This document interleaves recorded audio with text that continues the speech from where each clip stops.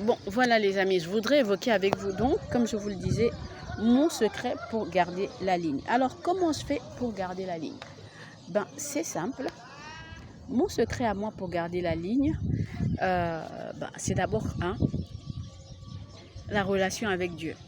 Ça va certainement faire rigoler plusieurs d'entre vous, ça va vous faire rigoler même mesdames ou messieurs, mais c'est la vérité. J'ai très tôt compris qu'en fait, pour que je puisse arriver à atteindre mes objectifs, il fallait que je mette Dieu dans tout, absolument tout ce qui me concerne. Et l'ayant fait, euh, j'ai trouvé normal d'également lui parler de, voilà, même quand j'avais des complexes et tout par rapport à mon physique, parce que je dois vous dire que j'étais très fine enfant, et ça m'a valu des surnoms, je préfère ne pas les répéter ici.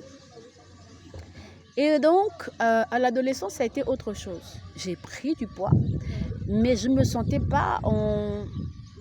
Comment vous dire ça? Je ne me sentais pas en phase avec le physique que j'avais.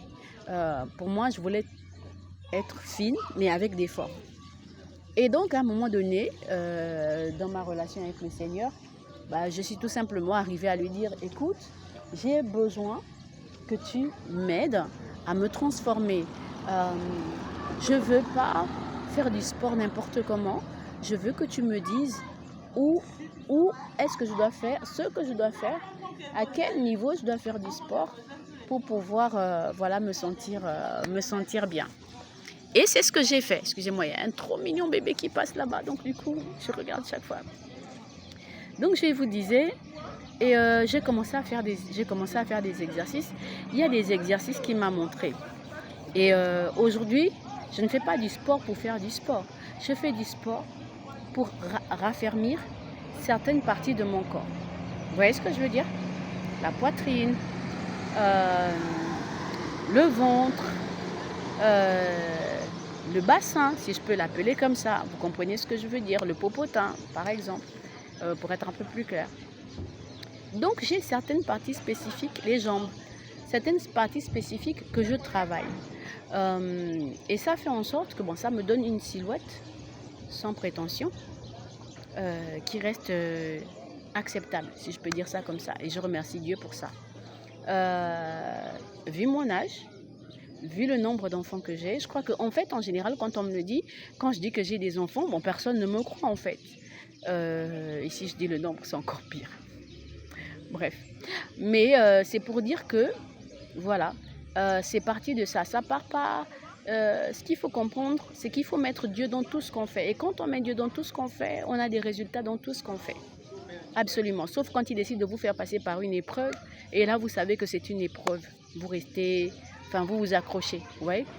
Mais... Donc voilà. Et là, ces exercices-là, je voulais les proposer surtout, ce que j'ai fait tout à l'heure, à celles qui viennent de se marier, etc. Souvent, nous les femmes, on se dit, dès que je suis mariée, ou bien dès que j'ai mon bébé, je peux me laisser aller, c'est fini, il me connaît déjà, il m'a vu jeune, il m'a vu belle. Mais il faut retenir que l'homme vieillit moins rapidement que la femme. Et c'est pour ça que la femme doit faire un effort pour rester attirante, rester belle, rester présentable. Parce que le mariage, c'est toute une vie. Et voilà. Vous savez, il y a des hommes même qui, pendant qu'ils sont avec vous, ils ont déjà défini, c'est malheureux, mais ils ont déjà défini qu'ils ne vont pas finir leur vie avec vous. Et qu'est-ce qu'ils font? Pendant que vous êtes ensemble, ils vont vous encourager à prendre du poids, ils vont vous encourager à perdre des formes, en se disant, quand je vais la laisser, il n'y aura personne qui va la regarder.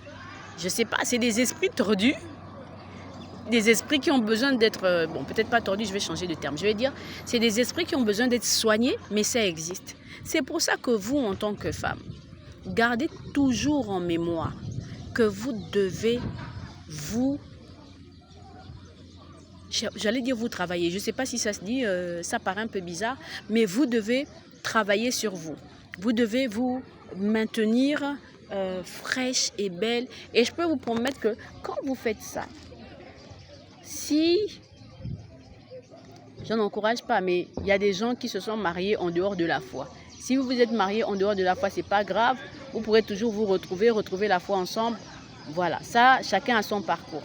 C'est pour ces personnes-là que je dis ça. Maintenant, si vous vous êtes rencontrés dans la foi, vous savez que quand vous êtes mariés, c'est pour le meilleur et le pire. Mais ne dites pas, comme on s'est marié en Dieu, il va me supporter comme ça.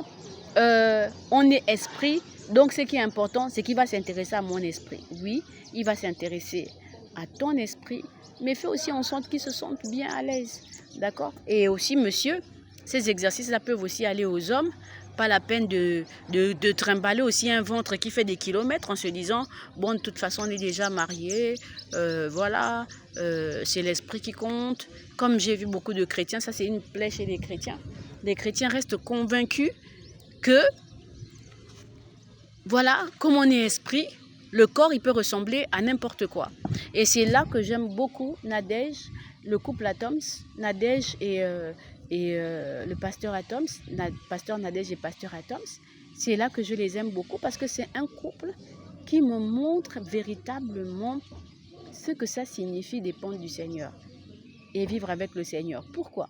Parce que vous allez remarquer qu'il y a des saisons où ils ont pris du poids et juste après, c'est comme si ça avait disparu, tout est parti. Vérifiez bien leurs vidéos, au moins des 10 dernières années, vous allez vous rendre compte de ça.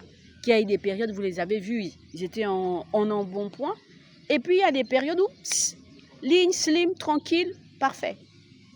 Pourquoi? Parce que même avec Dieu, si vous décidez que vous ne voulez pas faire le sport parce que c'est peut-être satanique, démoniaque ou je ne sais pas tout ce qui vous passe par la tête, mais souvenez-vous que tout est pur pour ceux qui sont purs. Donc ça, une fois dit, si pour vous ça ne passe pas, il n'y a pas de souci. Il y a le jeûne aussi. Il y a le jeûne, mais là il faut expliquer à Dieu. Écoute, là je ne fais pas forcément, je peux profiter à me rapprocher de toi aussi, mais ce que je recherche c'est garder la ligne. Je voudrais garder la ligne, je voudrais retrouver voilà, mes formes, etc. Dieu comprend tout, c'est un ami, c'est un père. Hein? C'est pour ça que même sur la terre aujourd'hui les hommes, on n'arrive pas à parler à son père, on n'arrive pas à parler à sa mère, on met des barrières. Dieu n'est pas un père comme ça. Dieu est un père qui accepte qu'on lui dise tout, même nos pensées les plus intimes, parce que c'est lui qui peut nous guérir. C'est lui qui peut trouver la solution. Donc si on décide de garder ça, on va trouver la solution ou on va aller chez qui? Vous voyez ce que je veux dire? Donc voilà, c'était un peu pour vous dire ça, vous dire qu'on va se retrouver pour d'autres exercices, si vous le voulez bien. On va travailler dur, si vous le voulez bien. Je vous dis donc à très vite pour de nouvelles vidéos. Grosse bise à vous et je vous love.